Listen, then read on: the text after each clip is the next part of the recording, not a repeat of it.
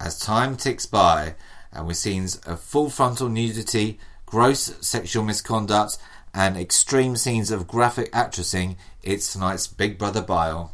I'm James. I'm Lindsay. And here we are unpacking a really enjoyable show from last night that the idiot Great British public seemed to have enjoyed quite a lot. Who killed Big Brother? Ted did. Now, well, it's like Who Killed Lucy Bill? Who's on? Helen Woods has got to be up there. Jim. For me, Jim. Connor, obviously. Maybe.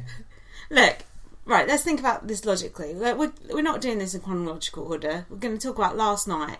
The fucking car crash. What was it? 4 in, 4 out. Yeah. So, who thought it was a good idea to, kick 4 out? Kicking 4 out even in one night that's too many people to kick out. Right. Putting 4 in at the same time, that's ridiculous. And using a glitter-soaked, huge toilet roll holder that revolves and looks very cheap to do it. What I didn't feel it was the right. It lacked gravitas for me. These people have spent a lot of years and like time applying to get on Big Brother, and like it's their life stream. They probably quit their jobs for it, and then they just go down a toilet hole. They get evicted in the retardus. Now that's not good, is it? I thought they should have just like catapulted them over the side of the wall. Oh, they got that net up though, so they can't. No. Cannonball might get through it. Harriet. Cannonball. Who sings that? Oh, someone dreary. Is it Katy Perry? No, that's Firework. You're thinking of Aaron. I'm thinking of Joel. We'll cover Aaron and Joel later. Let's just cover this fucking car crash first. All right. So what was there was there any point in last night's 2-hour whatever it was special? Was that 2 hours? Yeah. Fuck me. Felt longer. It did feel long, didn't it? Fuck. It felt like running the marathon, or it was like seeing a good friend like get diagnosed with a terminal disease. How long did they have to live? Like, about 3 more weeks, probably. 3 weeks. Yeah. So it started off kind of conventionally. So they broke the news that the housemates who were not nominated got up. Who knows why? Only Ted knows. And how do you feel about that generally? Do you think it's stupid or? Well, it's good because everyone who was not up was an idiot. They made everyone that was on the outs of the game essentially on the in. They flipped it, really, didn't they? Yeah, they made not the. I know they're not the cool people, but the people that think they're cool in the house. Yeah, it put them on the block. Pressure. Yeah, that's true. So, but then. But why flip it like that? Why not flip it another way, like with a public vote or I don't know. If what they're really trying to do is get Deadwood out of the house, fine. For starters, it's only 2 weeks in. There shouldn't be any Deadwood in there, so there's a casting foul right there. But if that is what you're really trying to do, get Deadwood out of the house, you put everyone up and you make it a vote to save, then we get to keep exactly who we want. That's... Well, I don't mind the cruel twist. I think people like going prematurely or whatever. That's part of the game. I don't mind it. But I think last night, of all nights, just maybe just only to appease people, they should have been voted to save. Yeah. Because it wasn't fair. It was not fair in any way, shape or form. There was no strategic vote to make to save who you liked. Well, the fact that Danny, what are you thinking? Nothing got saved. And the fact that Chloe, who's never said anything interesting in her life, got saved, says it all. Did she really get saved? Well, she got saved by the fact that everyone else got evicted. No, but do you see what I mean? She's such a nothing, and she doesn't even work in a cafe. I think she's like that low down in the pecking order. Like, who would think to evict that person? That's why they should have done vote to save on that occasion. It makes no sense. The whole thing, none of it makes any sense. Right. None of it. But. Yeah. It was all saved at the end by a return of a familiar face, but that's another story. So first out... go on. We got to see the back of everyone's favourite Busto twins, Skylar's little sisters. It's... She's got a boyfriend, alright. Yeah, it's the Bo Selector twins. They hit the road. They were shocked... And we were happy. Now, do you think they were shocked? it's hard to tell with those faces. That's a good point. Off. Who are you? They got it bad. Yeah, so they should. But they got the most votes to evict. I don't know, but did they though? They didn't actually explain that. They did. Most votes. Is that what it said? It was done in sequential order. Yeah. Good. I'm glad they did. So then, because there's 2 of them, so they get double the votes, right? Yeah. What, to evict? Yeah. Because if you don't hate one, you hate the other. Can't win. Well, at least they can go home and eat as many fucking eggs as they like. Stick it up your ass, stick it up your cunt, stick it up your jumper. Do you know what? I bet you they go down Morrison's and buy the cruelest eggs that they can find. I bet they couldn't give 2 fucks about animal welfare.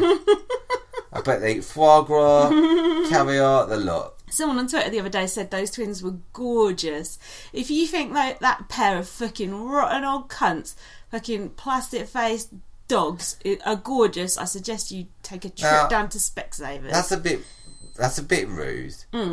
And I think factually correct. Yeah, but I mean, as you shouldn't really judge people on their look, should you? But that being said, but they made themselves look that way. Right, okay, but I'm saying if you like looked at them, like if you just met them, if you didn't hear that foghorn voice and the straining vein popping up the side of the face and the psychotic personality, if you just saw the face, would you think that's an attractive person or not an attractive person? I'd think, oh, that's an attractive person for a 50-year-old. Exactly, you think if you're in the older dating market, you think, hey, I'll start gold here. True. Anyway, here began a night of interviews that were at least 15 minutes too long each. Well, they interviewed everyone for so fucking long. It's like, okay, hold on. Let me finish. Sorry, I was doing a Gary Busey. No, you've basically told us these people are worthless. They're worthless worms. We've got to get rid of them. They're so boring. So why sit and talk to them for 10, 15 minutes about fake showmances, whatever else? Why? Continue. Well, have I got to continue that? It's an impossible question. But one thing I'll say is that when I watched Bots, which I regret doing now, as usual, Emma said that she had 5 minutes with each person. It felt a lot longer. That was not 5 minutes. Well, so is that 5 minutes a twin, 5 minutes a Kieran? Like, what's going on? That was longer than 5 minutes. It went on forever. Yeah, but I think we had that. What's that drug where everything feels like 1,000 years? DMT. It was like that. It was like quack mist. I've not taken that drug, James. I've not either. And I can't get hold of any. I don't want to. If any of our listeners, that's not, all right. So, where did we get to? Yeah. So, and then Emma said also on Bots, "Oh, that was fun. I had a fun evening." She had a fun evening breaking 4-5 people's hearts, ruining lives, making people miserable, making people cry. She thinks that's fun. What a fucking bitch.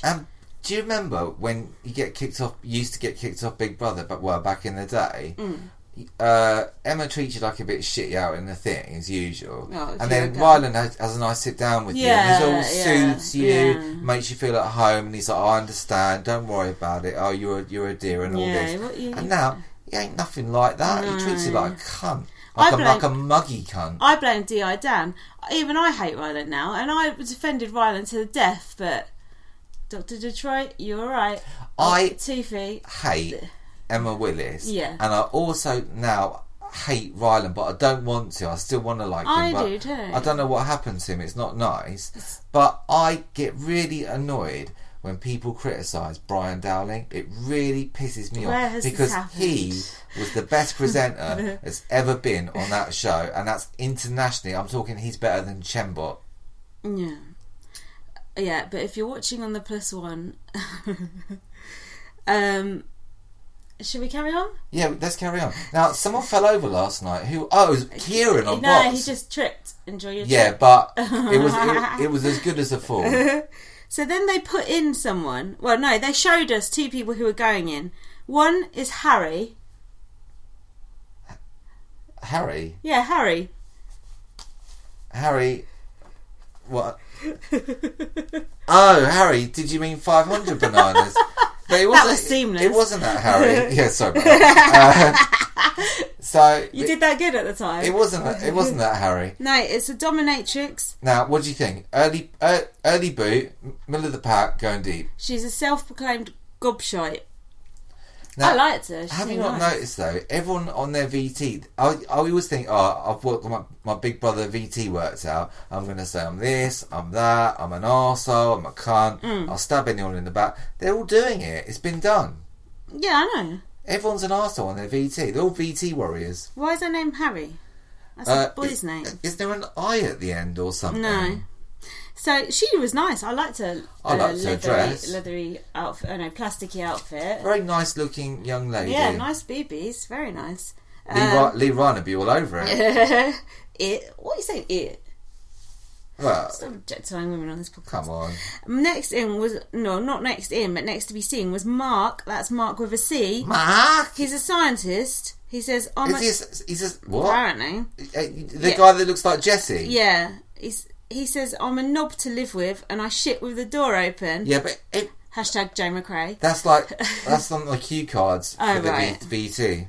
But we saw a little clip of him in the house, and he did seem to be like stirring up, didn't he? Yeah, he said, didn't he call someone a cunt? Oh, he knows Jade. He said that showbiz. He said it to his face. He said it makes. If you keep saying showbiz, I'm gonna want to kill myself in a minute. He was just being proper rude. Yeah. He was scratching his nose. No. He's saying he was on it. Well, you never know with these I did see him fiddling with his nose. And Showbiz said that he was drunk on the launch night. And he was only in there 10 minutes, so he must have been on the gym beforehand. Mind you, that's Showbiz. Also, he knows Jade. Now, they live in the same... Right, tell me, because I don't know about this. Well, has he had sex with her? No, I don't think so. I think... You know it's racist, but you know when Americans say to English people, you go, "I'm from England," and they say, "Oh, do you know like the Duke of Cambridge or whatever?" And you're like, "Yeah, oh yeah, lives next door or whatever," because they assume it's a small place. But Ireland is a small place, and they come from the same what do you call it, village or whatever, and they just know each other. I don't know, from down the flying horse or whatever. I can't understand what he's saying, but it doesn't really matter. But. Yeah, he's very hard to understand, but because what he's saying seems so ridiculous, you find yourself like you have to tune in, you have to concentrate. Is that a good thing? Yeah, I think it might be. I think he could go deep. Didn't Ryland say it was kicking off already between Danny and that guy? Yeah, but I don't believe a word that Ryland says. No, I don't either. So, yeah, we'll see what's going to happen with him. But first, do you want to go for a ride? They said go to the back garden, something's going to be out there. And you said... I said, is it the what? The intergalactic... Yeah, you said, is it going to be a spaceship? And then they can say, you have been abducted. That's pretty good. Would have been good. Ted, they couldn't afford it. Write this shit down. They had the spaceship in the back garden that before, was Celebrity. Yeah, that's true. It was just like a place Lee Ryan fingered girls, wasn't it? He did do it in there, didn't he? Yeah, of course. And then someone else got the ump because it was rattling under the tinfoil. So Big Brother's time bomb machine is the worst name for anything I've ever heard. Why? I would personally rename it the Glitter Shitter. Or, I thought of a few good names for it last night. I can't remember now. Porter Slew. I know I keep saying it, but it's called a time bomb. But nothing I've ever seen in one of these things has got anything to do with time at all. Oh, this was a time machine. Can't I get a watch or like a gold clock or... this was... Just one time related... There was one time related thing. They brought Showbiz back. Yeah, like they said, you kicked out in 30 seconds. So this kind of was like a Generation Games type thing. They put Harriet in. Now she's got bare washing, so beware. Did she mean she had bare washing to do? Or she had bare washing, like, pressed and ready, or... Well, it's Harriet. What do you think? Oh, dirty? Yeah. Oh, I see. Fair enough. Imagine cleaning that up. Oh, I wouldn't want to pack her suitcase. No, me either. So then this was actually a decent swap, because the machine turned round, very slowly, and out came, what's her name? Harry. I would take that as a swap, would you? Harriet for Harry? Good swap. Yeah. Good swap. They've almost got the same name as well. Satisfied so far. Yeah, we're satisfied with that. Apart from the set, everything's going fine. So, but the way they span, you could see when they sat on the thing, you could see the thing shake. It was a bit like old episodes of Crossroads or what have you. And then when that gold door kind of came between the other bit, that was the cheapest bit of all. And then when it was shut, I was thinking, like, do they get the old housemate and just yank them out the back? Get the fuck out. Tase them. But you know what? That glittery sheen on it. I see Ryland's house